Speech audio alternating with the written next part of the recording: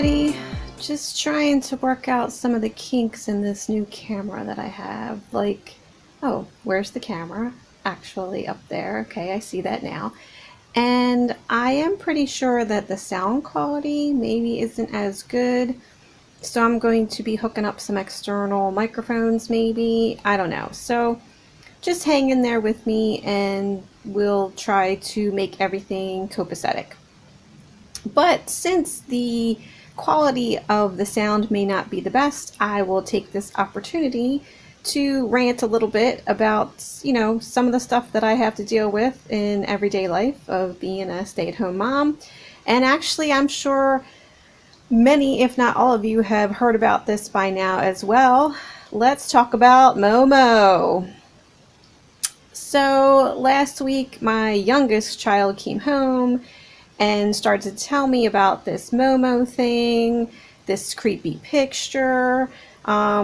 She basically, looked it up for me, but handed me the phone before the Google search completed. And all I saw at the time was the image. And I was like, yeah, that's kind of not nice looking. But at the same time, it struck me as being the same kind of like Snapchat filter that everybody's using that makes your eyeballs boggle and your mouth widen, and like everybody's using it, trick of the camera type thing. So that was my explanation to her. Obviously this is a trick of the camera, and yeah, it's creepy, but don't look at it if it's creepy, just ignore it, and thanks for telling me that something happened, something bothered you.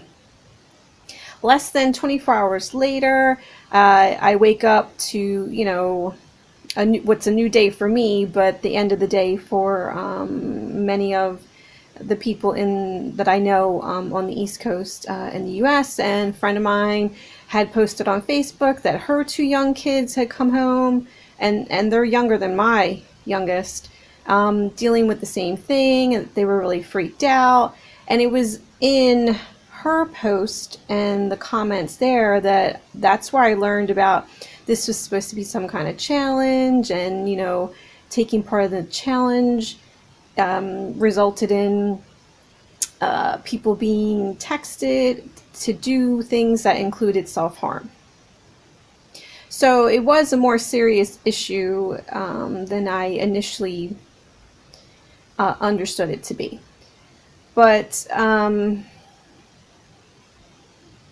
yeah, it's unbelievable that we have to deal with these things, that our kids can't, be safe anywhere, because apparently this is, infiltrating into even children's videos. But again, my daughter came back to me a couple days later and said that these things were still showing up in her thumbnails of videos that are recommended for her to watch next. And the thumbnails are kind of different than when you first open the page and there's like a list of your subscriptions. In that you can click, I'm not interested in this, and it should remove it from your, suggestions. You shouldn't see it again. You can't do that with the thumbnails or the related content. So, here we go again. I guess this is just I'm telling you guys, this is what I did. So if you're having to deal with it with your kids, I went in, I made sure the restricted mode was on in the settings in YouTube. And again, I talked to her about this. I looked through her history because I'm that kind of mom. She wasn't looking at anything that was related to Momo. She wasn't looking at anything that was inappropriate for her. It's just, unfortunately, right now this is a fad, or a phenomena is probably a better word, that has infiltrated the YouTube scene. And because of the way YouTube works, if there's any slight connection, it will suggest it to you as a video, something you might be interested in. So made sure her restrictions were on. I think we're probably going to limit YouTube time for the next couple weeks until maybe this rides out. And additionally, I talked to her about it again. And even a better explanation that I was able to, not that it's an explanation, but it was something that came to me as I was looking at the image, trying to find out, where did this start? How did this happen?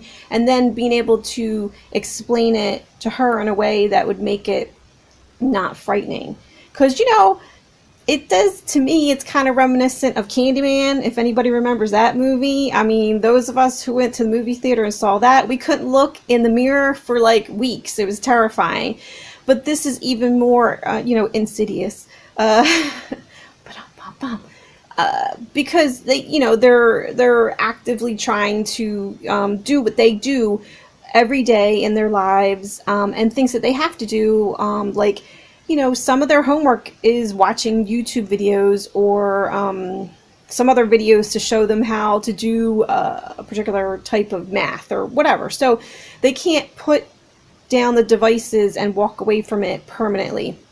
Whereas, we could cover up the mirrors with, a cloth if we wanted to, and some of us did. Not naming any names, but, some of us did. So, looking at the image again and understanding that Momo is derived from a Japanese art installation, it actually then really struck me as it probably, I'm not sure because I didn't look up the artist or anything, but it was very similar to me the way that it looked to Kabuki theater. And if I remember correctly, Kabuki theater is basically a play that is put on Japanese format where nobody speaks. And because nobody speaks and the story is told through actions and what the characters look like, they all wear these masks that are very exaggerated in their appearance to portray that this character is very sad, or this character is very happy, or this character is very angry, or whatever. So their facial features are very distorted almost, in their extremity in trying to relay a particular emotion. So that may be something that you want to spin in some way to help your child understand that this was supposed to be art and it's kind of gotten taken out of context. So I hope I'm able to help somebody there. And please feel free to drop some comments in the comments box below. I would definitely like to hear other people's experiences, maybe what they said, how they're dealing with this situation as well. Hey everybody, welcome to this episode of Dial Belly Knits. My name is Annabelle and this is my vlog on knitting, crocheting, and other crafts and how it fits into my everyday life, which usually means having to reuse, recycle, or grab whatever I have on hand to make the beautiful objects I want to make. I am going to be talking to you today about some of the works in progress that I have. I have some finished objects to show, which I'm really excited to share. And of course, I always like to share some magical memories that I've made along the way. If you are a return viewer, thank you so much for coming back. I really do appreciate it. I love interacting with all the subscribers and the people who watch the videos. And if you are a new viewer and you like what you see, feel free to click the like, subscribe, tap the little bell. That way you'll be notified every time I come out with a new video. I did my hair for y'all today. It's got a little bit of a Gemma from Sons of Anarchy with gray highlights versus the blonde ones. But hey ho, it is what it is. So if you suffered through the monologue of me complaining, let's jump right into what you came for, which is the fiber. First thing I'm going to talk about is works in progress. The thing that I've been mainly working on is a pair of socks for my mom. I have them here in my soap sud sack. I'm always reusing, recycling handy bags and containers, things like that. I have been known to purchase an ice cream pot and eat the ice cream just so I could have it for sock knitting later on. Somebody's got to take one for the team. Okay, so my mom's socks, here they are. I am making a pattern called Leonore by Kawa Coffee. So you'll be able to find that on Ravelry. And as usual, all the people, places, patterns, needles, notions, things that I talk about, I will include them in the description box below.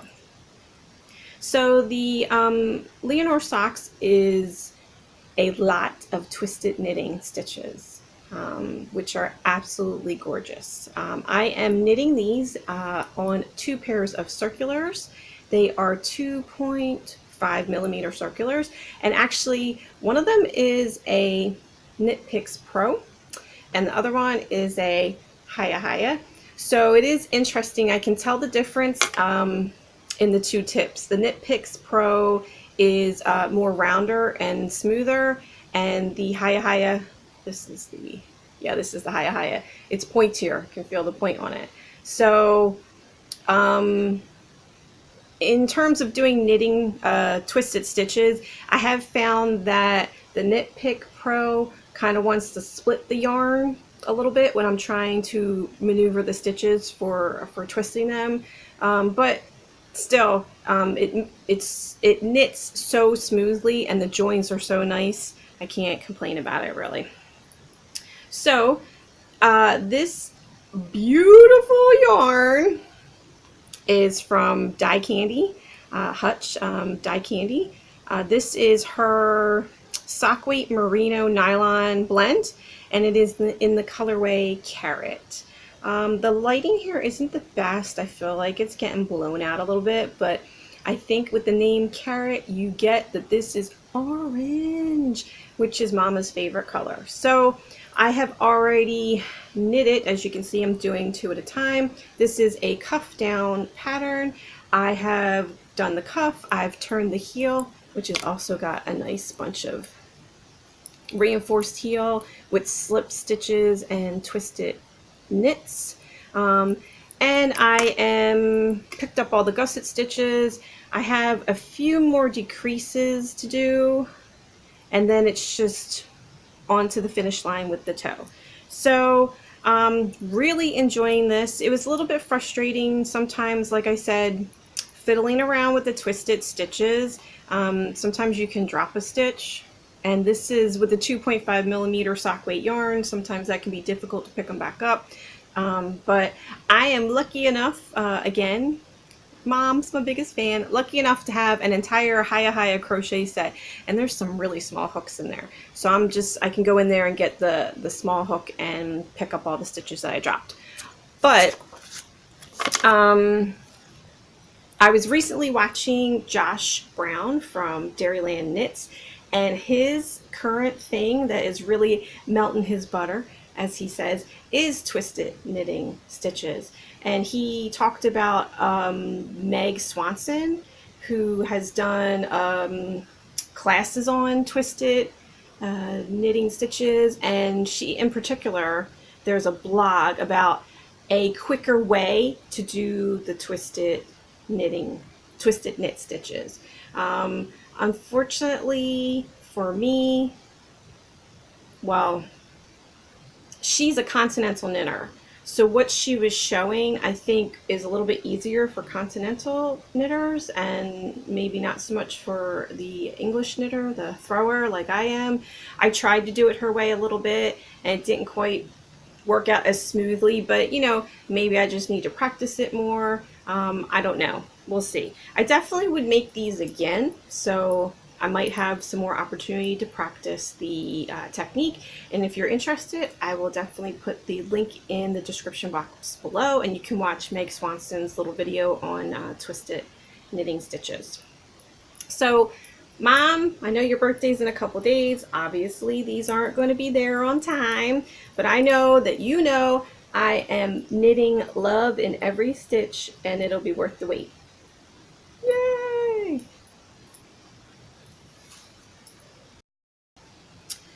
Okay, the other work in progress, if you want to call it that, is the swatches that I'm doing for the Craft Yarn Council Certified Instructor Program. I'm about halfway through the program now, and I still have some more swatches to make to show different techniques that I understand how to do them. But wanted to show you what I have so far in case you're interested in participating in the program. Basically, they have you make different swatches, showing off different techniques, changing colors, you know, things like that. Most importantly, they want to know that you know how to follow and read instructions. And then additionally, there will be a phone call, a video call, in which I will actually have to demonstrate teaching something, whatever they ask me to teach. So I'm really excited to be getting this outside certification. I feel like it kind of, I don't know, it's kind of like adding some credentials to the end of your name if you are going to go into teaching larger classes. It certainly demonstrates that I understand how to teach things to other people. Just because you know how to do something doesn't mean that you're going to be the best at getting that idea through to somebody else, because everybody learns different. So you have to be able to switch it up and come at the subject matter in a couple of different ways. And that's kind of like the highlight of this program. I've also started the process of being able to teach at Michael's. You can only teach at Michael's if you are a certified instructor through the Craft Yarn Council. I've been hearing some conflicting messages about it, but it is what it is, and I'm also partway through that process as well.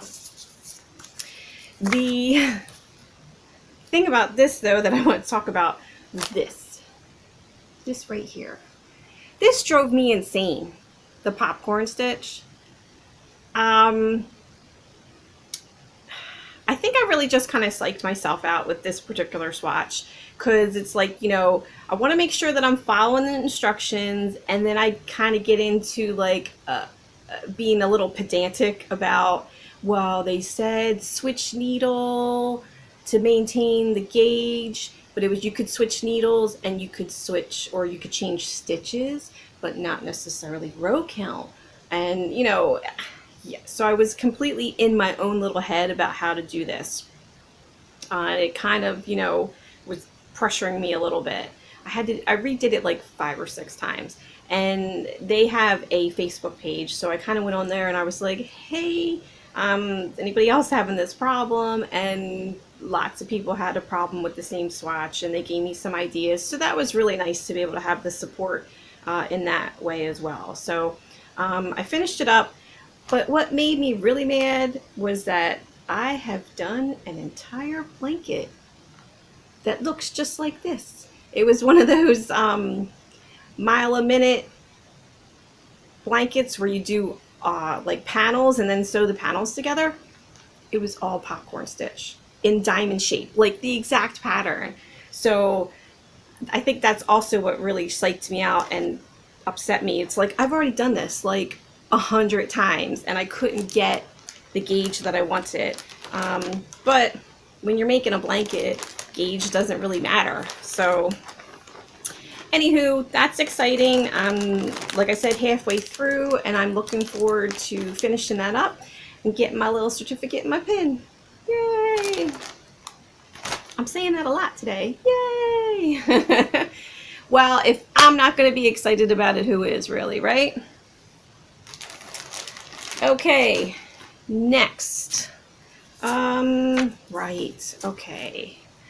I got little cards to try to keep myself on track, because I can obviously be a super huge scatterbrain, as you can tell. If you're a long-time viewer, you know. Next, the other thing that I have I consider it a current work in progress, at least it's something that I work on with some frequency, is another pair of flip-flop socks. I always have a pair of socks on the go, and I try to have a pair of vanilla socks on the go so that I can have them to go, whether it's, you know, travel knitting on a train or a plane, or recently it's actually been quite a bit of cinema knitting. Went to see Mary Queen of Scots with my oldest. Depressing. I mean, like, I don't know how I thought it was going to turn out any other way. Like, you know, it is based on a historical figure who was beheaded. Oh, sorry, spoiler alert. So, anyway, I got another pair of flip-flop socks. This again is Premier brand wool-free self-striping sock yarn. This colorway is called Rainforest. Doing it on my 3.75 millimeter circular needles. These are also Knit Pick Pros. I really like them. They're nice and smooth. And, you know, I don't necessarily gouge myself because the ends are a little bit rounder than other needles. But yeah, so once I get past the construction of the toe and I get into, you know, the body of the sock, it's, you know, round and round. So I can do that in the dark if I have to, and don't really need to pay too much attention. So when we're traveling, we're on the train, I can, you know, keep my eye out, see what's going on around me instead of being completely in the zone with, you know, a pattern like the Leonore sock. I would not do that on a train. These I do, and I've been putting up in our Etsy shop, Smith Family Heirlooms, and currently there is a blue pair up for grabs. That colorway is Ocean, I believe, or Oceanic, something like that. But it's blues and whites, and that is made, when I make them to fit a woman's foot somewhere between 6 and 8, American 6 and 8. I think that's 5 to 7 UK. I'm not sure, but it's definitely American 6 to 8 that fits. And if you are so inclined, you can pop on over there and take a look at that and maybe grab yourself a pair. Okay, the other thing that I want to talk about that I'm working on, is a work in progress. I'm only going to talk a little bit about it because it is a birthday present for the Hubster.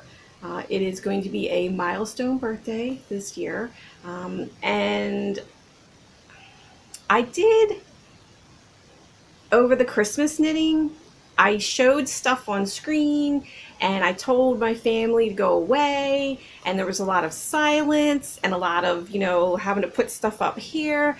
I don't want to do that again. I don't know how well that actually went over with you guys, but it was kind of awkward. So all I'm going to say is that if you are interested in knowing what I'm working on for hubby, you can go over and check out either my Facebook page or my Instagram page, because he doesn't use either one of those things. So I can put pictures of it and talk about it there. I couldn't do that with all the Christmas knitting because the girls have Instagram accounts, etc., etc. But he doesn't do social media like that. So I am going to be putting pictures of what I'm working on there. Really excited about it. Haven't done something like this in a while. I'm hoping that, I mean, like, I know he's gonna love it, but I'm hoping he's like really gonna love it. However, I am taking a risk because when I decided on the pattern and decided what I was gonna do, I was like, let me go into my stash in the garage and see what I have and if I can get started on it right away. That's kind of a joke. It was probably a rhetorical question in my mind. I don't know if this is to be applauded or if everybody should be crying for me, but I was able to go into the garage and pull out enough yarn, probably to complete the entire project, and had all the colors, like everything, big old bag. Yeah, I was like, I don't know if I should laugh or cry about this situation, but it is what it is. Still, my stash, some of it I've inherited, some of it I've held on to for quite a while, so I'm taking a little bit of a risk. I am using a skein in the color of Rust. This is a Red Heart yarn, and I'm putting this out there for all my little dollies, all you guys. If anybody has a skein of Red Heart yarn, Super Saver, in the Rust colorway, please let me know, because I may need it. I don't think they make it anymore. So, fingers crossed. Wish me luck. Okay, finished objects. I am so excited to be able to finally show you guys the objects that I made for Valentine's Day.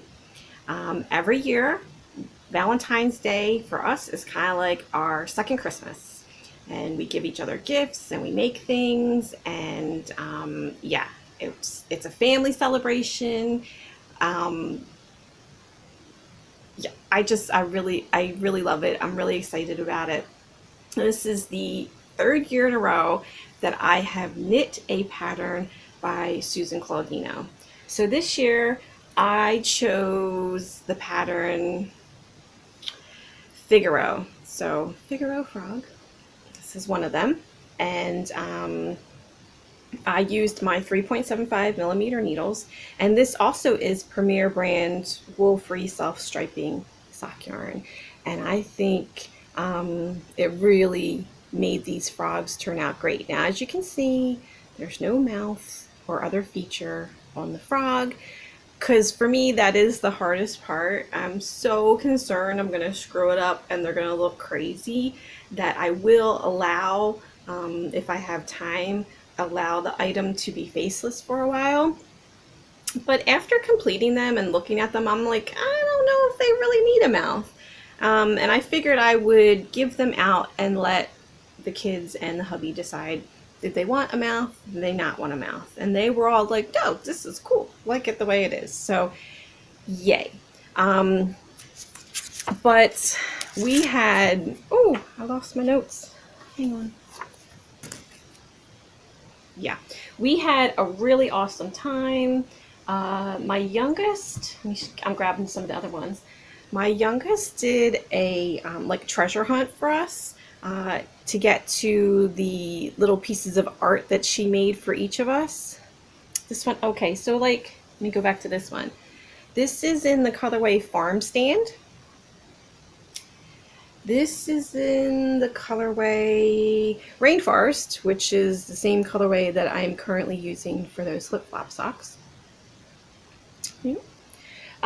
So she made this treasure hunt, and it was undignified, y'all. We turned into a bunch of competitive 7-year-olds, like pushing, shoving, trying to get to the next clue. Like, I thought I was going to take a header down the stairs because it was ruthless, out for blood. But it was a good time. We really enjoyed ourselves. Ooh, that one's kind of wonky. This one's hubby's. God bless him. He always gets the reject. Not that there's anything wrong with this one. And this is in the colorway. Let me look at the other one. No. Utah. I think this is in the colorway Utah. And I think this was the first one I did, and I always have a little bit of a difficult time stuffing them because I'm not sure really when to stop. And I've asked some people, like, how do you stuff things, and I have gotten some good advice, but still, it's like you make one and you stuff it and you're like, that's cool, and then you make another one and you stuff a little more and you're like, that's even cooler, but I can't go back and restuff this one. So, but look at the difference in the heads. But you know what? He still loves these. I went searching through the rooms to find them so I could show you guys the frogs, and I found Figaro. Although, I mean, they usually do name them themselves. So this is hubby's Figaro, and it was in his office with Bonbon. This is one of the bonbons that I did also from Susan Claudino. Little rabbit, fluffy, flappy little ears, and cute little tail. Look at that tail.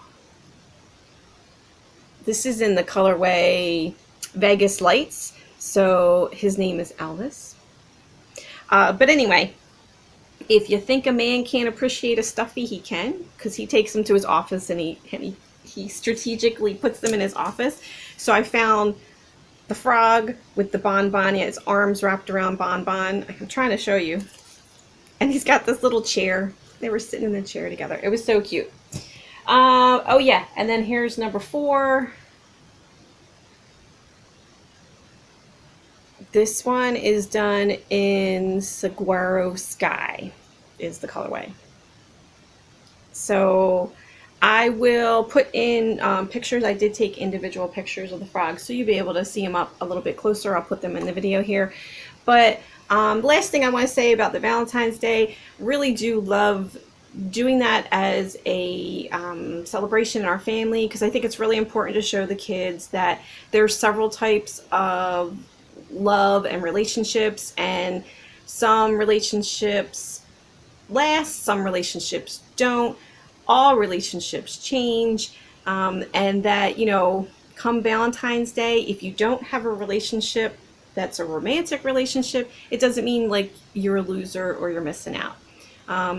Valentine's Day is probably a bigger celebration in the US than it is in the UK, and they really do push that, you know, like it's all about having a romantic relationship with somebody, but that's not the only type of kind of, you know, love and relationship that you can have and have, you know, fulfillment out of. So just kind of want to make sure that the girls get that message, and I think that's kind of where the tradition started, and we continue it. And hey, maybe you'll adopt it into your family too. If you love to knit, it's certainly another reason to grab something that you like and make something really cute.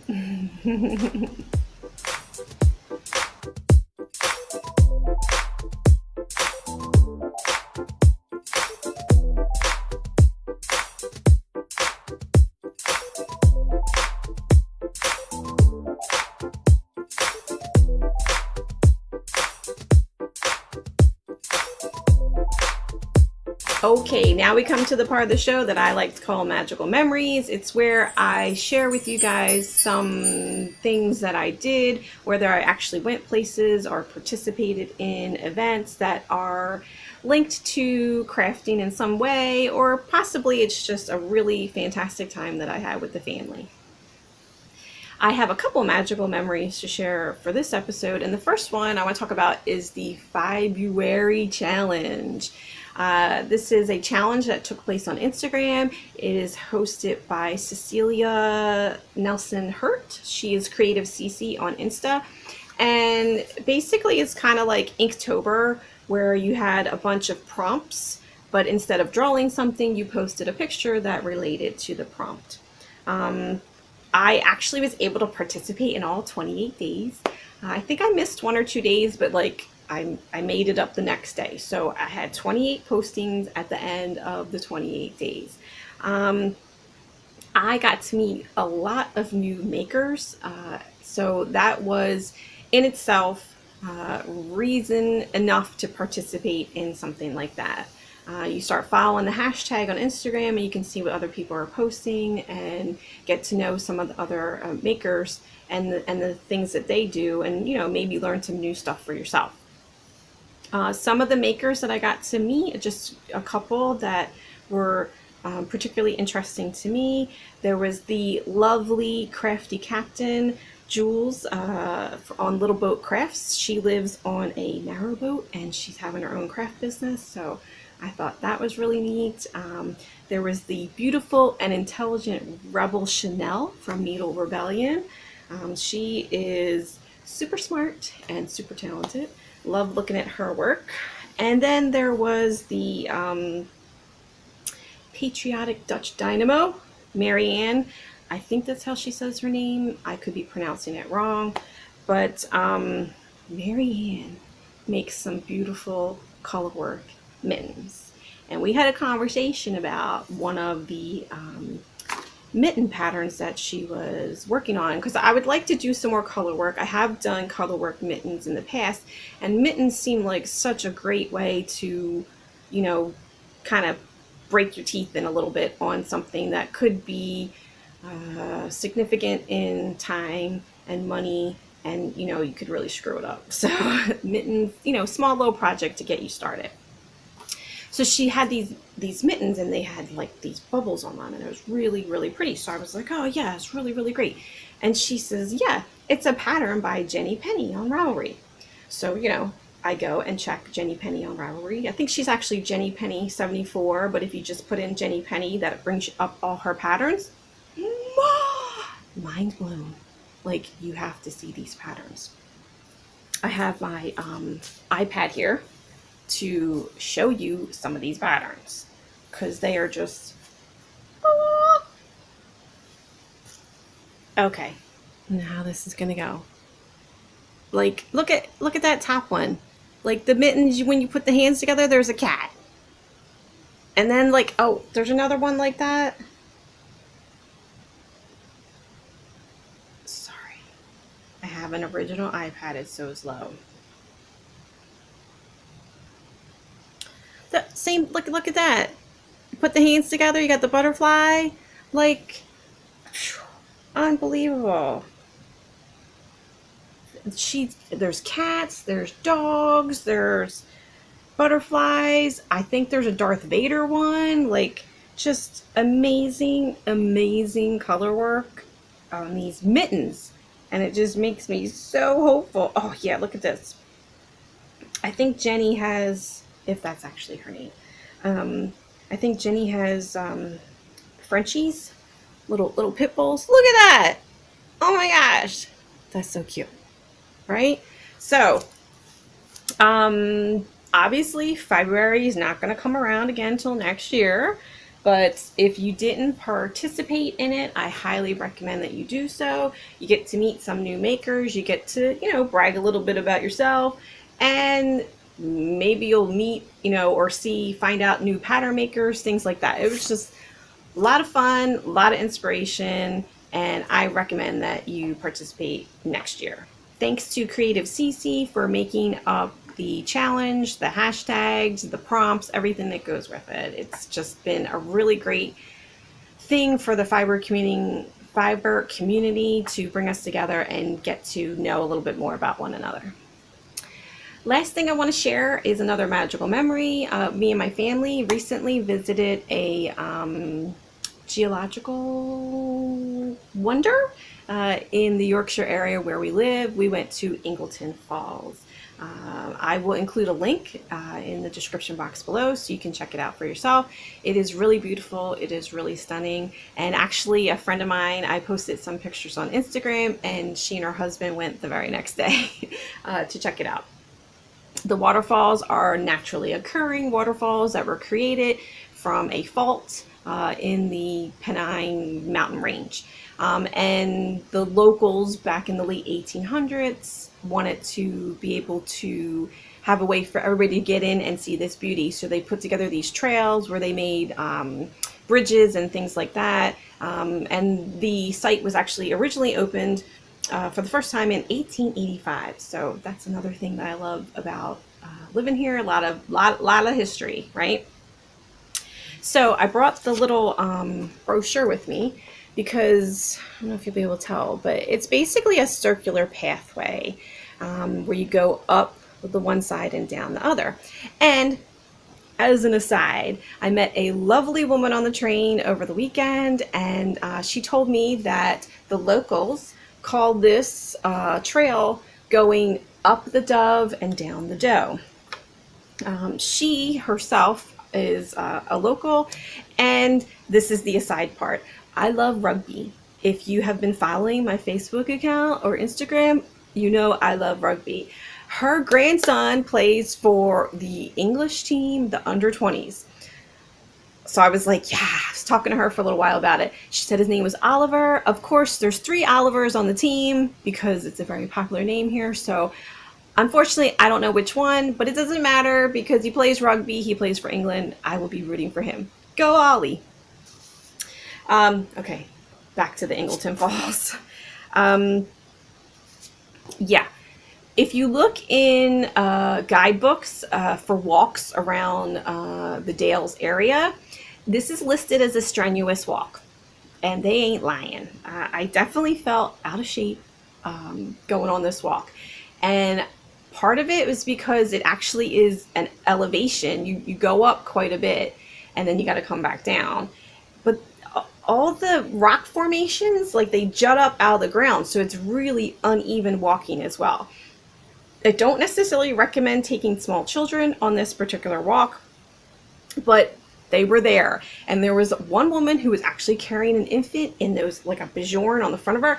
I was like, we need to go and get away from her because I cannot watch her walk with this baby on the front of her. I just was like having these horrible visions about her falling down. But that's just me and my, craziness. Aside from that, it was absolutely fantastical and beautiful. And you go up and you get to see all the waterfalls on the way up. You get to walk across the beautiful dale, and then you get to come down the other side and there's more waterfalls.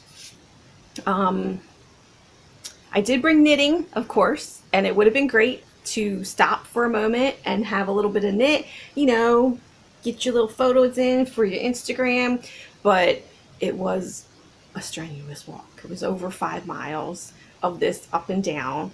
And we started on the later side of the day, so honestly, I was concerned about getting out of the trail before it got too dark. So no knitting occurred on this particular adventure, but still, it is something you don't get to see every day. It was just beautiful, it was natural, and we got some vitamin D, which is kind of rare here as well, because it was sunny.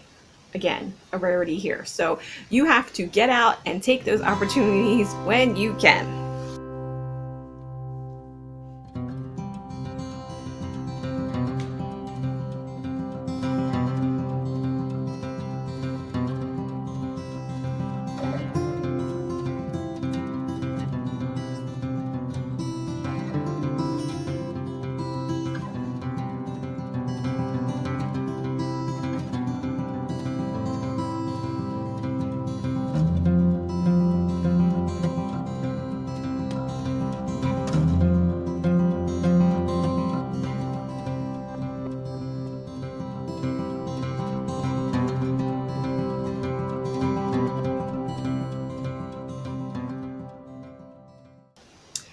Okay, that's it for me for this episode of Doll Belly Knits. If you like what you've seen, please feel free to subscribe, to tap the little bell, and then you'll be notified every time a new episode comes out.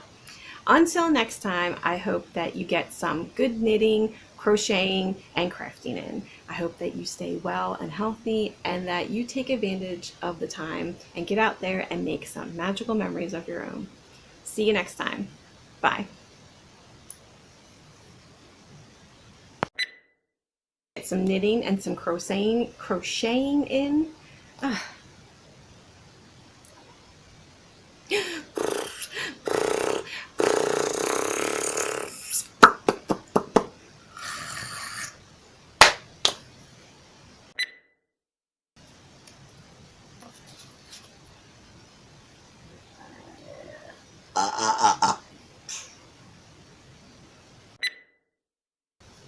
My God, shirt makes my boobs look huge.